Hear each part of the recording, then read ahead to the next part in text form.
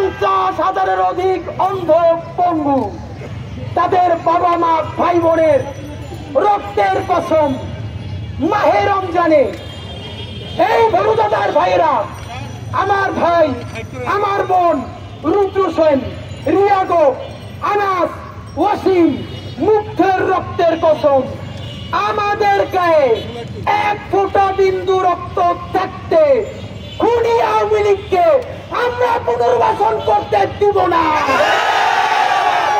ভাইয়েরা, আপনারা ভাবেন গুড আওয়ামী লীগ আর ব্যাড আওয়ামী লীগ নাই। আওয়ামী লীগ মানেই কসাই, আওয়ামী লীগ মানেই গণহত্যাকারী, আওয়ামী লীগ মানেই খুনি।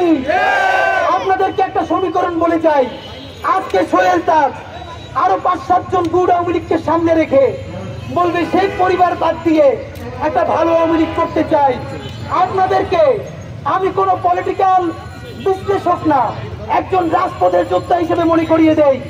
এরপর একটা নির্বাচন হবে, সেই নির্বাচন আওয়ামী লীগ অল্প কিছু আসন পেয়ে কোনো না কোনো ভাবে বিরোধী দলে থাকবে। বিরোধী দলের থেকে যত বদমাইশি রাজনীতি আছে আওয়ামী লীগের যেটাই বাংলাদেশে কেউ বেশি জানে না। বিএনপি আপনারা ঠিক কোন কারণে আওয়ামী লীগের নিষিদ্ধের ব্যাপারে অবস্থান গ্রহণ করেন নাই?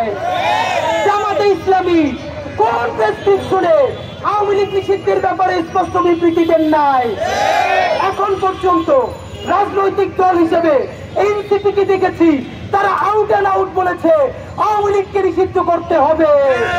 ভাইরা আমার, আপনাদেরকে জানাই 2.5 বছর বিএনপি ক্ষমতায় থাকবে, 2.5 থেকে 3 বছর। এরপরে আওয়ামী লীগ বিরোধী দল থেকে ভারতকে সাথে নিয়ে ইসরায়েলকে সাথে নিয়ে এমন ষড়যন্ত্র করবে 3 বছরের মাথায় বিএনপিকে লাথি মেরে ক্ষমতা থেকে সরিয়ে দিবে।